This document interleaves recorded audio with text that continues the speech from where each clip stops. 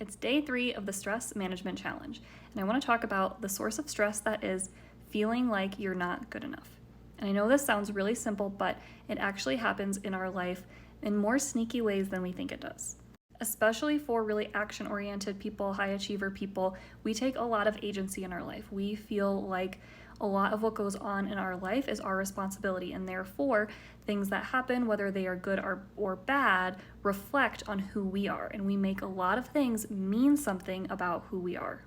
For instance, just worrying about whether you're going to have your to-do list done by the end of the day can sometimes be you thinking, if I don't get this done, then I'm not good enough, or if I don't get this done, then I'm not smart enough, or I'm not hardworking enough, or I'm not going to succeed, and if I don't succeed, then that will mean that I'm a failure.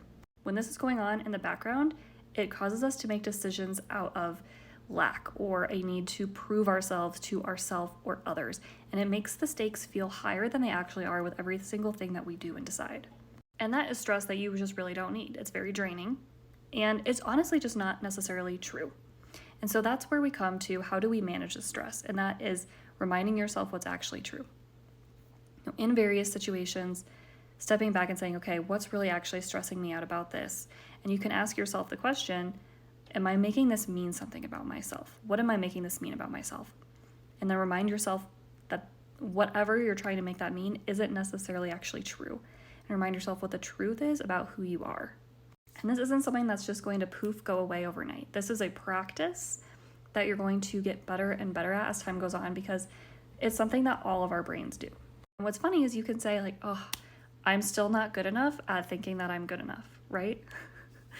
That is just part of life. It's something that we all have to remember to come back to, our opinion of ourselves, and that's why it's so important to cultivate your own opinion of yourself. So that's what I want you to do today. I want you to take out a piece of paper and write down 10 powerful statements that are true about who you are.